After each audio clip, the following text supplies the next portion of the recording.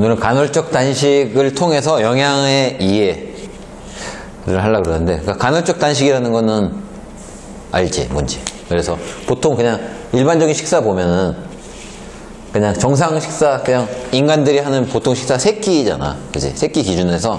그러니까 보통 일식 3번 먹으면, 응? 하루 섭취량이 보통 그냥 이렇게 되잖아. 근데 간헐적 단식의 효과 보는 경우는 뭐냐면, 이걸 한 끼 먹는데 3 먹는 사람이 엄청 드물어. 그러니까 굶어도 보통 보니까, 내가 간헐적 단식 나도 해보고 해봤는데 어떻게 되냐면 나중에 한 많이 먹어야 한 1.5 정도 먹게 돼. 그러니까 3 먹던 사람이 1.5 먹으니까 살 빠질 수는 있지. 근데 그게 간헐적 단식 효과라기보다는 0.5씩 3번 먹는 거나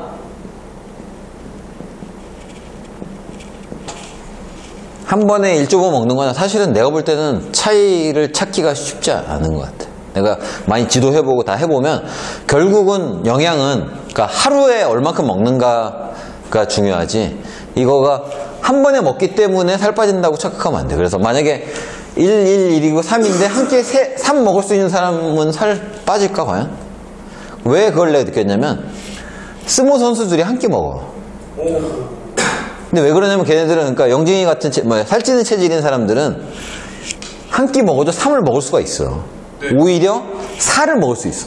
그러니까 배고프다 먹으니까 더 잘 먹게 되는 사람도 있는 거야. 그러니까 스모 선수들은 살찌기 위해서 한 끼 먹는다니까. 근데 또 체질적으로 아무리 내가 배고파도 그렇게 또 많이 못 먹는 사람도 있잖아. 그런 사람들은 한 끼만 먹으면, 그러니까 3끼 먹는 것보다 한 끼 먹는 게 양이 적어지기 때문에 그럴 수가 있죠. 그리고 또 한 가지는 뭐냐면, 이제 공복이라는 메커니즘인데, 어떻게 보면 근데 이것도 사실은 안 중요한 건 아니야. 이제 공복이라는 거. 왜냐면 이제 공복 신호가 우리 인체에 미치는 영향이 없는 건 아니거든.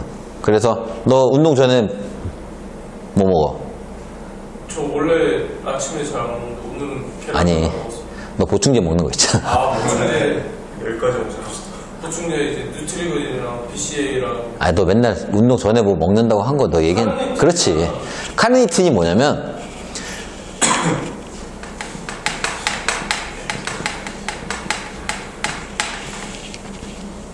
공복감을 느끼면 뇌에서 카르니틴이 나와. 그래서 그 카르니틴은 뭐냐면, 공복감을 느끼면 우리 몸을 보호하기 위해서, 에너지를 절약하기 위해서 지방을 에너지로 쓰는 신호를 보내는 게 바로 카르니틴이야. 그래서 그게 근데 조건이 뭐냐면, 공복 시에는 카르니틴이 나와서 지방을 에너지로 쓰게 유도를 해, 몸을. 그러니까 사실 어떻게 보면 공복 시간이 길면 지방을 에너지로 쓸 수 있는 조건을 형성하는 건 맞지. 근데 그렇다고 해서 지방을 에너지로 쓰면 무조건 좋으냐? 사실 그건 또 근데 아니야. 왜냐면 지방을 쓰면 뭘 의미하냐면, 에너지 대사에서 그러니까 강도를 못 내. 그래서 공복일 때는 탄수화물을 못 쓰니까 운동 강도가 이제 안 나오죠. 반복 운동하는 건 괜찮은데, 그래도 근력을 발휘하기에는 이제 쉽지 않은 거예요. 왜냐하면 탄수화물을 몸이 아끼고 지방을 쓰게 되니까 아무래도 유산소 에너지 대사는 지속 시간은 있어도 운동 폭발적인 힘을 내긴 힘들다는 거지. 그래서 이런 것도 있잖아. 운동 전에 단백질 먹었더니 힘이 나네. 그러면 공부 어설프게 한 애들은 뭐라 그러냐면, 에이 멍청이, 야 단백질이 무슨 에너지원이야, 단백질 먹었는데 무슨 힘 있어, 탄수화물 먹어야 힘 있어, 이러는데 그거는 공부 제대로 안 한 거야. 왜냐면 단백질이 아니라 종이를 먹어도 배가 차잖아. 그러면 공복 신호가 없어지기 때문에 몸에 있는 글리코겐을 쓰는 거지, 탄수화물 먹자마자 그게 소화가 돼가지고 근육에 가서 쓰는 게 아니야. 그러니까 운동 전에 뭘 먹고 하는 거에 의미는 있어. 그러니까 운동 전에, 그러니까 어떻게 보면 운동 오래 한 사람들 뭐 운동 전에 단백질 먹고 힘쓴다고 뭐 이런 얘기하면 엄청 병신 같다고 생각할 수도 있거든. 근데 사실은 이게 경험적인 거야. 왜냐면 쓸데없이 탄수화물에 과섭취하기보다는 그냥 단백질 먹을 때 운동 전에 먹어도 배가 부르니까, 공복 신호가 없으니까 몸에 있는 탄수화물 에너지를 쓸 수가 있다는 거죠. 고강도 운동. 그래서 그냥 운동 전에 먹는 거에 대한 의미는 꼭 그 운동 전에 뭘 먹어야 빨리 흡수가 돼서 나 힘을 쓸 수 있을까 자꾸 이렇게 생각하는데 그게 상관이 있는 게 아니야. 그냥 공복감을 없애줄 정도의 식품을 섭취를 하면 그게 이런 카르니틴 나오는 거를 막아서 결국 그냥 공복감이 없으면 고강도 운동을 할 수 있어서 오히려 다이어트에 효과가 있을 수도 있다는 거지. 그러니까 여러 가지 복잡해요. 그러니까 간헐적 단식을 통해서 우리가 알아야 되고 공복감이 우리 신체에 미치는 영향, 그리고 전체 식사량의 중요성, 뭐 이런 정도를 좀 개념을 잡으면 뭐 간헐적 단식 이용할 수도 있고 공복을 이용할 수도 있고, 그리고 뭐 운동할 때 운동 전에 먹는 식품을 선택할 수도 있고, 이런 거에 대한 고민을 해야 되는 거지. 그래서 뭐 좋고 나쁘고보다 뭐 공복으로 운동하면 좋냐, 뭐 장점이 있을 수도 있지. 그래서 체중을 급하게 빼야 된다 그러면 공복 상태에서 지방을 에너지로 쓰는 뭐 유산소 한다든가, 공복 유산소 뭐 이런 거가 아예 근거 없는 얘기는 아니지. 왜냐면 공복감에는 카르틴 나와서 지방 에너지를 쓰니까 그때 유산소 하면 아무래도 지방을 에너지로 쓸 수 있는 환경이 조성되는 거 맞아. 그리고 뭐 운동 전에 닭가슴살을 먹어도 그 허기가 안 지면은 몸에 있는 에너지를 쓸 수 있는 환경 조성되고, 뭐 이런 것들에 대한 상식은 알아야지. 그래서 우리가 알아야 될 거는 그럼 공복이 지방을 에너지화 시키는데 도움이 되는구나. 그래서 예를 들어 시합이 일주일 후인데 뭐 체중이 뭐 3kg 남았어. 이럴 때는 공복에서 운동하면서 지방을 쓰는 노력할 수도 있지. 근데 그렇다고 해서 그게 절대적인 방법도 아니고 이상적인 방법이라는 건 아니지. 왜냐면 지방을 쓴다는 거는 그냥 체지방을 이용할 수 있는 환경을 조성하는 거긴 하지만 칼로리 측면에서는 어떻게 보면 몸에 있는 에너지를 아끼는 차원이거든. 칼로리를 많이 소비하기 위해서는 사실은 몸에 있는 에너지를 빨리 소비시키는 게 어떻게 보면 유리할 수도 있고, 그러니까 그런 거를 운동 전 식사 뭐 이런 것들도 이제 어떻게 할지 이제 고민해야 되는 거고, 그리고 이런 식사의 비중도 사람에 따라 틀려. 그러니까 내가 하루 섭취량을 어떻게 나눌 것인가에 대한 고민을 하는 거죠, 어떻게 보면. 그러니까 체질에 따라서 좀 다를 수 있고. 그러니까 영진이가 만약에 간헐적 단식한다 그랬는데 1 먹었었는데 두 끼 굶으니까 미치도록 배고파서 5를 먹어. 이렇게 되면 스모 선수 되는 거야, 오히려.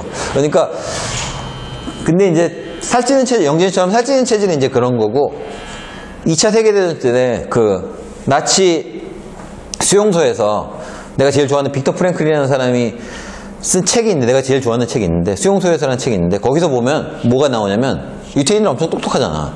근데 그 사람들이 이제 엄청난 노동을 하면서 주먹만한 빵을 한 조각 준 거야. 근데 거기서 논란이 막 분분해. 이걸 한 번에 먹는 게 난지, 이거를 10번 나눠 먹는 게 난지, 3번 나눠 먹는 게 난지 계속 회의를 하는데 결국에는 답이 없어. 결국 똑같아. 한 번에 먹을 때는 좋은데 또 나중에 배고프고, 나눠 먹으면 조금씩 해서 미치고 별 차이가 없다. 그러니까 극한의 상황에 있는 사람들이 느낀 게 차이 없다는 거야. 우리는 그걸 느끼지 못하지. 빵 한 조각을 진짜 10번에 나눠 먹어본 적이 없으니까 사실 한 번에 먹는 게 좋을지 나눠 먹는 게 좋을지 뭐 상상이 안 가는데, 그런 진짜 나치 수용소에서 극한을 경험했던 사람들의 경험담이 한 번에 먹으나 10번에 먹으나 2번에 먹으나 그냥 똑같다는 거야. 그게 어차피 하루 양은 정해져 있기 때문에 그게 별 의미 없다는 그 고백을 한 글이 있어. 그러니까 그런 거에 너무 집착하기보다는 그냥 하루에 내가 필요한 영양소를 어떻게 잘 공급할 것인가에 더 초점을 맞춰야지. 그러니까 몇 번에 나눠 먹고 이런 거보다는 예를 들어서 6번 나눠 먹는 게 좋다 그랬는데 영양소를 다 합해보니까 뭐 거지 같은 식단이야. 이러면 사실 6번에 나눠 먹는 게 아무런 의미가 없지. 한 번에 먹더라도 이상적인 식단이면 차라리 그게 나을 수도 있고, 근데 이상적인 식단은 한 번에 필요량을 다 먹지 못하는 사람도 있기 때문에 그럴 땐 좀 나눠 먹는 게 필요하지. 그러니까 영진이처럼 뭐 한 번에 나는 뭐 고기 1kg도 먹는다, 이거 소화도 잘 돼, 이런 사람이 한 번에 먹어도 문제가 없는데, 근데 만약에 많이 먹으니까 소화가 안 되고 뭐 이렇다 그러면 굳이 그걸 한 번에 먹을 필요가 없지. 그러니까 포커스는 뭐냐면 5번에 먹든 6번에 먹든 한 번에 먹든 결국은 하루에 필요한 영양소를 어떻게 내가 챙기는가에 초점을 맞춰야지, 뭐 한 끼를 먹고 간헐적 단식 뭐 이런 거가 큰 의미를 두면 사실 영양에 대해서 왜곡된 정보가 나한테 입력이 되고, 그러니까 이상적인 식단을 하는데 사실 방해가 되는 것 같아. 그래서 영양이라는 거는 3대 영양소랑 비타민, 미네랄 같은 거를 내가 어떻게 섭취할 것인가를 고민하다 보면 이런 것들을 내가 자유로울 수가 있지. 뭐 2끼를 먹을 수도 있고, 3끼 먹을 수도 있고, 뭐 1끼를 먹을 수도 있고, 뭐 간헐적 단식을 이용할 수도 있고, 뭐 여러 가지는 자기가 자유적인 선택이지, 뭐 이상적인 방법이 있는 건 아니라는 거. 영양에도 원칙이 있다는 생각을 하고, 그 원칙은 뭐냐면 3대 영양소랑 비타민, 미네랄을 필요량만큼 꼭 먹는 게 원칙이지, 나머지 나눠 먹거나 뭐 공복장이 길고 이런 것들은 그냥 부가적인 방법론에 불과하다. 질문? 그 영양소 필요량을 다 충족한다고 쳤을 때 어제는 3끼에 나눠 먹었는데 오늘은 4끼에 나눠 먹고 내일은 또 2끼에 나눠 먹고 이렇게 막 왔다 갔다 해도 큰 차이. 그거가 큰 문제는 그거가 그 영향이 있다 그래도 이 3대 영양소 챙기는 거에 비하면 영양이 너무 적은 거지. 그러니까 이런 영양소를 제대로 챙기는 게 100이라 그러면 그런 뭐 타이밍이나 이런 문제는 뭐 한 5? 내가 볼 때는. 그러니까 이제 자기가 하다가 4번 먹는 게 너무 컨디션 너무 좋고 소화가 너무 잘 돼. 이런데 굳이 야 4번 먹을 필요 없어. 이렇게 할 필요는 없지. 근데 3번 먹어도 되는 너무 좋은데 누가 6번 먹으라 그러는데 굳이 그거를 나눠서 6번 먹을 필요는 없다는 거지. 그러니까 소화 능력이 좋은 사람이야 뭐 한 끼 먹어서 스포츠 선수들처럼 타고나서 소화 능력이 좋고 이러면 한 번에 먹어도 큰 문제가 없는 사람도 있는데 보통은 그렇게 안 되지. 한 끼를 과식해가지고 속이 너무 편해. 이런 사람이 사실 그렇게 많지는 않아, 생각보다. 그러니까 3끼 먹는 게 이제 평균인 거지. 어떻게 보면 인간의 평균 아니겠어? 3끼라는 게 정해져 있는 건 인간의 평균이고, 어떤 사람은 3끼 먹어서 필요량을 3끼에 나눠도 소화가 못 시키는 사람도 있을 수 있잖아. 그런 사람은 뭐 4끼, 5끼 나눠도 되지. 오케이?